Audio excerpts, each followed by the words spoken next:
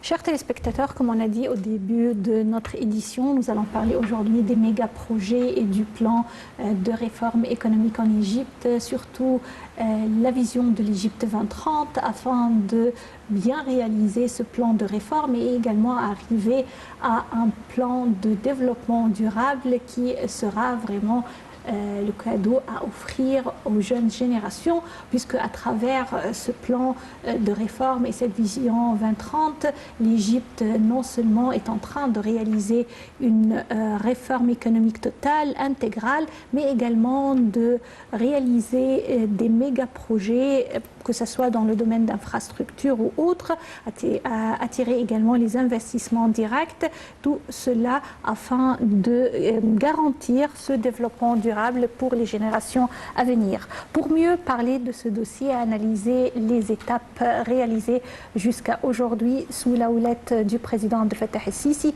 nous avons l'honneur d'accueillir aujourd'hui Chahd El-Moataz, analyste en sciences politiques. Bienvenue à notre programme. Merci, ça fait plaisir. Quand on parle de la vision de l'Égypte, c'est une vision qui a été déclarée par Monsieur le Président Abdel Fattah el-Sisi dès le premier jour de son investiture et au fur et à mesure du temps, le plan se concrétise. Les méga-projets, les projets d'infrastructure sont des points très importants au sein de ce programme. Si on parle d'abord de l'infrastructure, qu'est-ce que l'Égypte a accompli jusqu'à aujourd'hui concernant la réalisation de ce plan de la vision de l'Égypte 2030? Premièrement, merci pour votre accueil, ça me fait plaisir toujours d'être avec vous. Concernant vraiment les visions de 2030, je vois que ça existe dans des conditions qui sont intitulées les plus difficiles parce qu'on voit des stress et des conditions qui ne sont pas faciles du tout, soit au niveau mondial, soit au niveau local. Par exemple, avec le Covid-19, avec la guerre russo-ukrainienne et toutes les conditions et les crises économiques mondiaux. Et malgré tout cela, on peut voir, d'après les rapports mondiaux et les rapports locaux aussi, que l'Égypte a réussi d'avoir des améliorations dans plusieurs secteurs, comme vous avez mentionné. Si on parle tout d'abord sur le plan de l'infrastructure, on peut voir que dans notre vie quotidienne, que les routes, par exemple, aujourd'hui, ça nous facilite un peu la vie. Beaucoup de restitutions et des règles qui étaient mises pour avoir une bonne infrastructure pour faciliter la vie quotidienne sur les gens et plus spécialement en utilisant la technologie et les statistiques et les recherches les plus récentes. C'est ce qui facilite aujourd'hui d'avoir cette nouvelle infrastructure qui nous mène à la fin pour réussir et améliorer tous les autres axes en fait. Parce que si ça commence de l'infrastructure, on peut faire et attirer plus d'investissements et plus d'économies pour l'Égypte. C'est vrai. Alors, parmi ces volets de l'infrastructure, on a mentionné les réseaux routiers, mais également les sources de l'énergie renouvelable, l'énergie propre. Et ça, c'est un thème dont l'Égypte a prêté attention. Et aujourd'hui, on voit que vraiment, il y a une diversité en ce qui concerne les sources de l'énergie renouvelable en Égypte. C'est vrai, on voit des méga projets vraiment sur ce sujet. Par exemple, à Assouan, en Haute-Égypte spécialement, il y a tout renforcement de comment utiliser et une très bonne gestion pour les ressources qu'on a aujourd'hui. Parce qu'en Égypte, on a beaucoup de ressources, mais on a manqué une bonne gestion de ces ressources. Et là, je vois vraiment qu'on travaille là-dessus forcément pour comment avoir et aboutir à les plus résultats optimistes dans la situation de l'Égypte aujourd'hui. On voit beaucoup des méga projets à Assouan et à Minya, à Siout. Et il y a toujours plusieurs projets qui sont initialés à jour par jour. Quand on parle de la Haute-Égypte, vous voulez parler de l'énergie solaire et du parc de Bemban, n'est-ce pas? Exactement. Oui, et sur également la mer Rouge, il existe le plus grand parc éolien en Égypte et en Afrique. Et également, on est fiers de posséder posséder de telles ressources qui préservent l'environnement et la nature. Et ça nous mène maintenant d'avoir un taux d'exportation qui est plus élevé de ce secteur-là et qui nous mène à garantir une économie un peu plus ou moins stable dans ces conditions que j'ai mentionnées.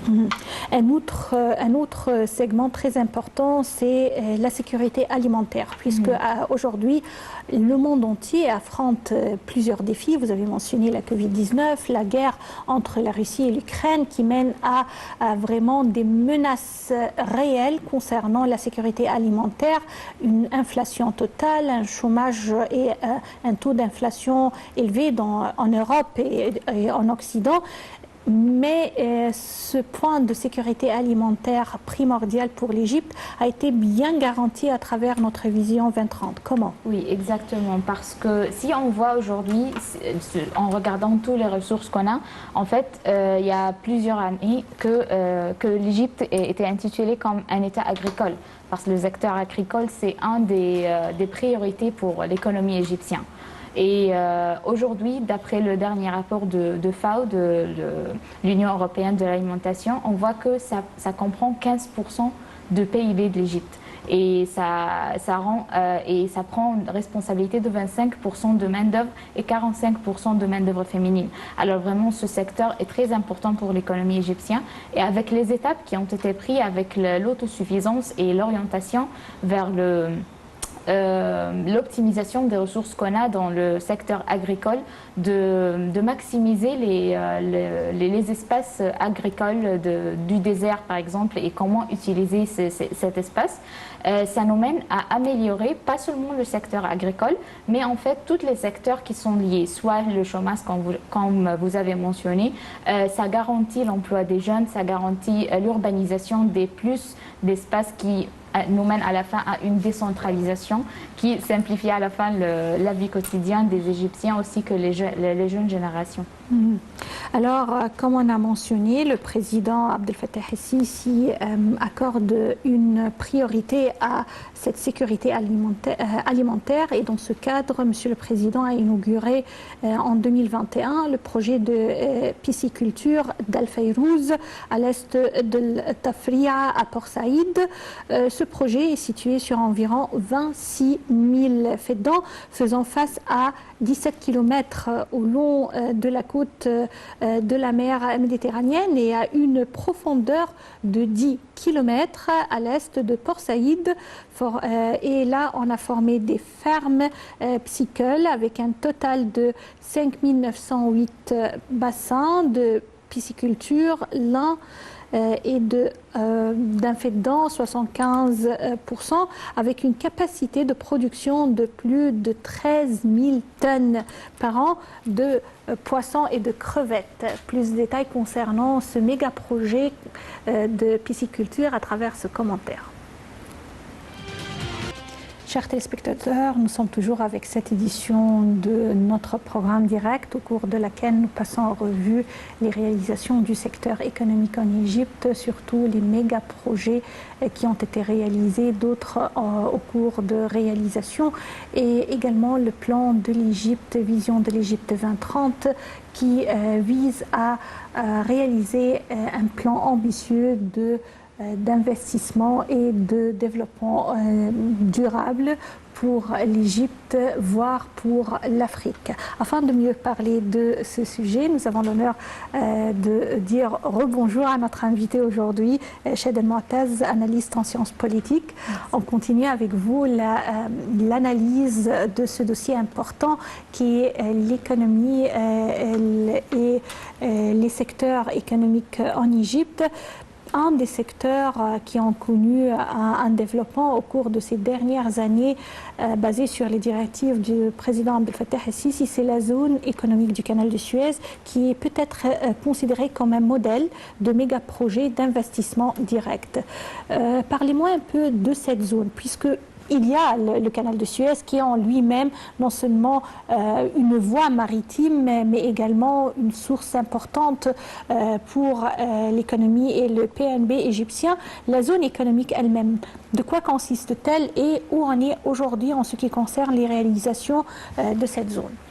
Je vois vraiment que pour parler de cette zone économique, on peut dire que un seul mot, c'est intelligence de gestion.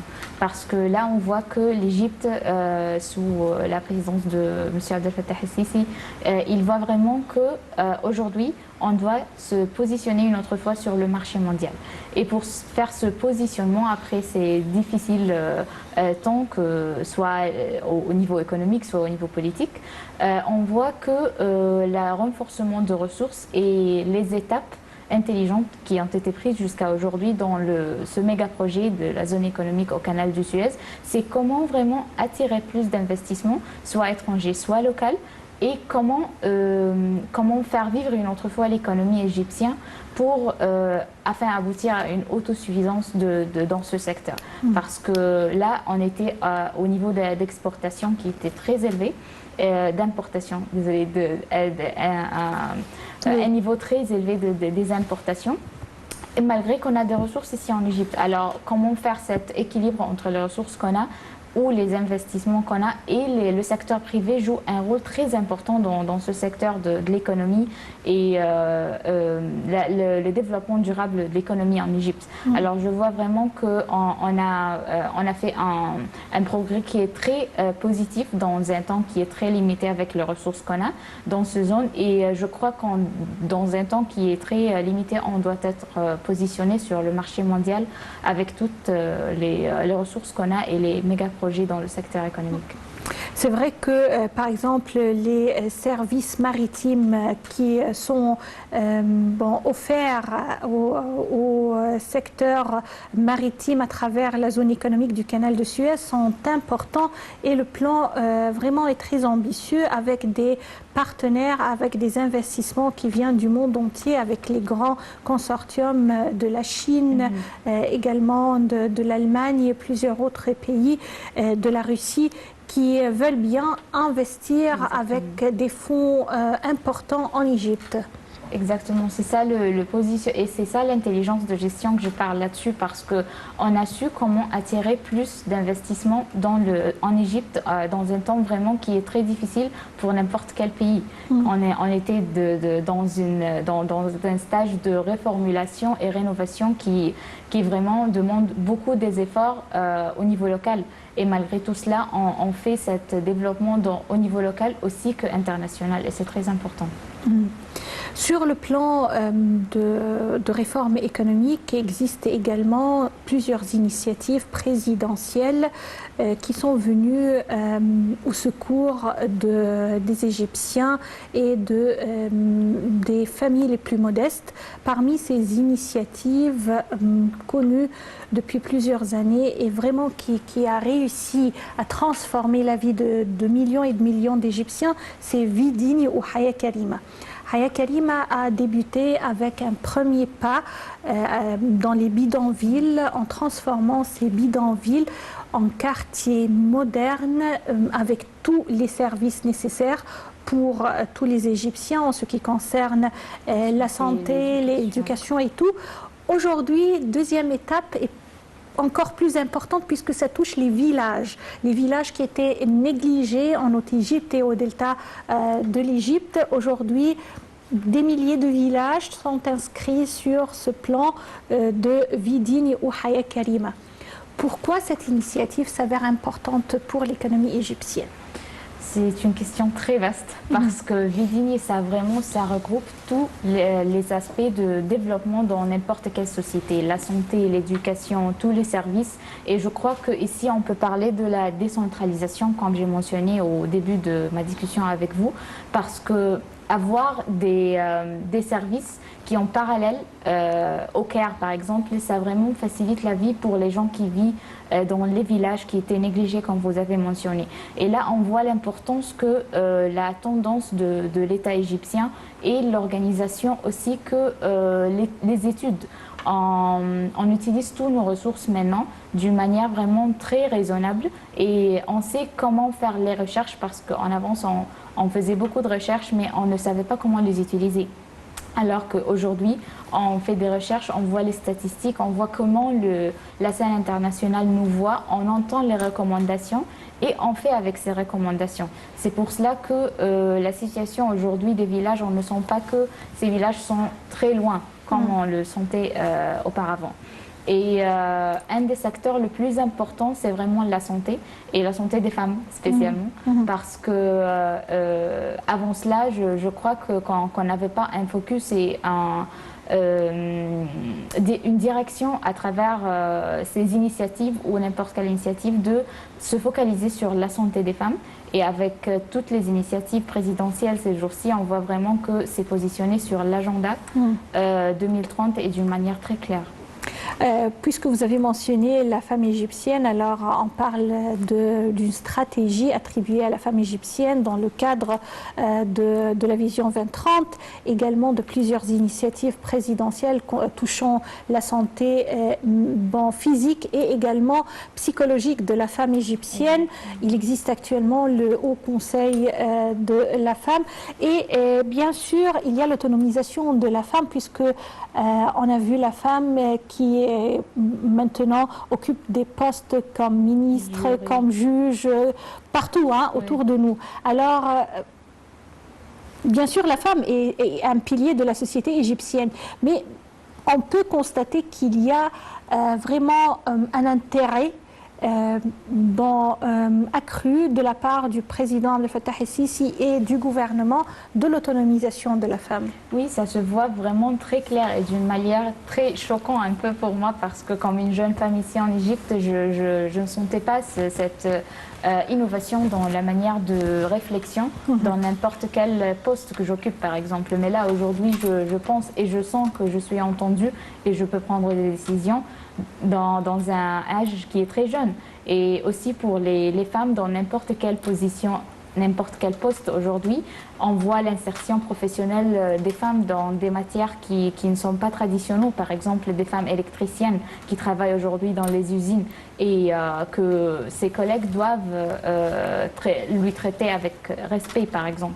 Et il y a toutes des initiatives sur la masculinité positive qui nous donne aujourd'hui comment les hommes peuvent traiter les femmes dans des postes et prendre des ordres et des responsabilités des femmes parce que c'est un peu un réflexe entre les deux, les femmes et les hommes, et les décisions prises par les deux secteurs entre eux-mêmes. Et on voit aujourd'hui que ça rend la vie un peu plus facile pour les femmes et il y a plus de chances, spécialement dans les secteurs non traditionnels. Oui, alors il y a non seulement une égalité homme-femme, mais une autonomisation, un encouragement à la femme pour qu'elle puisse prendre le devant de la scène politique et autres en Égypte, économique bien sûr. Également, quand on parle des méga-projets, quand on parle de la vision de l'Égypte 2030, on parle également de l'économie verte et c'est une occasion de bien développer ce dossier puisque l'Égypte va accueillir dans quelques mois la COP27 à Sharm el-Cheikh en novembre et ça vient couronner les efforts de l'Égypte déployés actuellement afin de sauvegarder la planète. Selon vous, quels sont les pas qui ont été accomplis en réalisant la vision de l'Égypte 2030, qui est basée bien sûr sur les 17 principes de l'ONU concernant le développement durable pour préserver l'environnement, pour venir à l'aide de l'environnement, l'écosystème mondial? Il y a 5 ans, par exemple, on n'a pas entendu sur l'économie verte. On n'entendait jamais sur l'économie verte et comment ça fonctionnait. Et les projets trop petits, par exemple, les startups qui travaillent sur l'entrepreneur et comment avoir des projets qui travaillent sur cet aspect environnement en faisant le lien entre différents secteurs. Mais là, aujourd'hui, on entend plusieurs des projets avec plusieurs des ONG, par exemple, la société civile, les secteurs privés même. On voit qu'il y a une tendance d'avoir une économie verte, une vie qui est un peu verte dans tous les aspects parce que l'électricité, l'énergie, même la consommation des habits, par exemple, on voit qu'il y a une tendance d'avoir le recyclage. Recyclage, bien sûr. Exactement, et ça nous donne un peu un positionnement aussi que l'Égypte est ouverte pour les différentes cultures et ça nous donne un positionnement qui est un peu de pionnier ou leadership. Oui, également en respectant cette notion d'économie verte, c'est un atout, un point de plus pour attirer les investissements étrangers directs en Égypte, puisque c'était un point important. Exactement tout. C'est pour cela en fait que j'ai dit qu'il y a 5 ans, on n'a pas entendu, ou 6 ans, on n'a pas entendu l'économie verte, parce que c'était une tendance un peu internationale, un peu européenne. Occidentale. Oui. Mais c'est pas égyptien ou c'est pas arabe, c'est pas dans la région MENA. En général. On l'a bien adapté. Oui, c'est ça, exactement. C'est pour cela qu'on accueille cette année-ci le COP27 et c'est un pas, si je peux dire, excellent de la part de notre pays, vraiment de se positionner sur la scène internationale dans différents aspects. Pas seulement l'aspect environnement, parce que ça va être lié. Il y a beaucoup des ateliers qui vont être établis dans le COP27 durant les jours de conférence à Sharm el-Sheikh, qui vont faire le lien entre la santé et l'environnement, qui vont faire le lien par exemple entre l'économie et l'environnement. On va voir vraiment des fruits de ce COP27, je suis sûre. C'est vrai. Quand on parle de ce plan ambitieux de l'Égypte, de la réforme économique, de la bonne gouvernance, l'autonomisation de la femme, les initiatives présidentielles, on ne peut pas nier qu'il existe un fardeau c'est un fardeau international à cause des événements autour de nous qu'on ne peut pas empêcher, tels que par exemple le virus de Covid-19, tels que la guerre actuelle entre la Russie et l'Ukraine qui pèse sur les économies autour du monde entier. Comment l'Égypte s'est-elle protégée contre les répercussions négatives de tels défis qui pèsent sur le monde ? Je crois que vraiment c'est normal d'entendre ces répercussions dans n'importe quel pays, mais c'est là où existe l'intelligence de la présidence ou la vision de l'État, parce que comment confronter les discussions négatives ou comment confronter ces rumeurs sur l'économie égyptienne, mais on voit vraiment que les résultats et les fruits et les profits de l'inauguration de méga projets comme on parle aujourd'hui, c'est une des réponses fortes sur ces répercussions, je vois. Mais on doit être franche que, bien sûr, tous ces fardeaux vont avoir un impact négatif sur l'économie égyptienne. Mais comment on va faire face pour ces répercussions, c'est ça la manière la plus importante. Et je crois que c'est là on peut voir que 2-3 ans ou 4 ans, on ne pourrait pas faire face à ces répercussions. Si on aurait à voir cette guerre russo-ukrainienne 3 ans ou 5 ans avant, on ne pourrait pas faire face. Mais aujourd'hui, je crois qu'on est sur une terre qui est vraiment solide de l'économie et différents aspects aussi que l'infrastructure, comme on a parlé au début de notre discussion, et les résultats positifs de différents aspects dans l'économie égyptienne, ça va nous aider, je crois, d'avoir des impacts négatifs minimaux après ces répercussions. C'est vrai que l'Égypte était parmi les pays rares qui ont pu résister, par exemple, aux conséquences du Covid-19.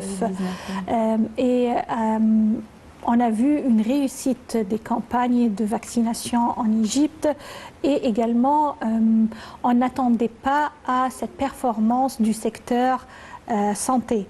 Mais on a vu vraiment des merveilles concernant ce secteur, ce qui nous a donné beaucoup plus de confiance dans les différents secteurs économiques en Égypte. C'est là que résident vraiment les ressources qu'on a. Il y a des ressources en Égypte, mais on ne savait pas comment les utiliser. Il y a des ressources humaines, il y a des ressources matérielles, il y a des ressources de vaccination. On peut faire beaucoup de choses, mais on ne savait pas comment le faire. Je crois que ça a demandé une bonne orientation et un bon guide qui peut nous aider à faire ça à la fin. Dernier point à aborder, ce sont comment on les nomme, les villes de quatrième génération. À la tête, bien sûr, la nouvelle capitale administrative, la nouvelle ville de Al-Amin, plusieurs autres villes qui seront des villes bien structurées, respectant l'environnement, digitalisées.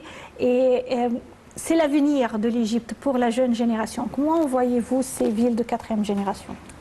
C'est extraordinaire. Vraiment, il y a 2 jours que j'ai vu la nouvelle capitale, mais c'est quelque chose d'immense effort qui était établi. Comment ça va donner un nouvel élan à l'économie? Parce que les gens se posent la question, pourquoi une nouvelle capitale ou de nouvelles villes peuvent pousser l'économie en avant? Parce que les investissements étrangers ne peuvent pas être ici au Caire, parce que là, il n'y a pas de place. C'est très simple.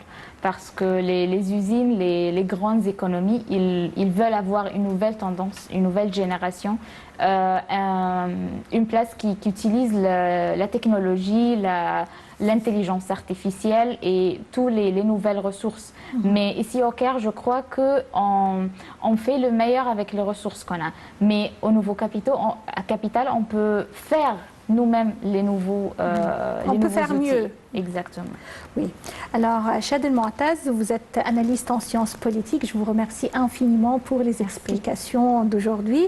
Chers téléspectateurs, aujourd'hui, nous avions abordé avec notre invité un dossier très important. Il s'agissait de l'économie égyptienne, les méga-projets réalisés dans différents secteurs, que ce soit infrastructure, énergie, construction, télécommunications et autres.